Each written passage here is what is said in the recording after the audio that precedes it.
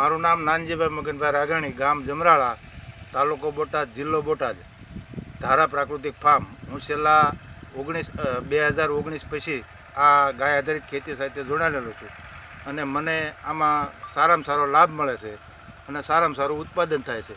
પહેલાં મેં બકાલાનું વાવેતર કર્યું 2 વર્ષ સુધી, પછી બીજા વર્ષથી 2020 પછીનું હું કાળી શેરડી અને સફેદ શેરડી આ બંનેનું વાવેતર કરેલું અને બેમાં સારું એવું ઉત્પાદન મળેલું.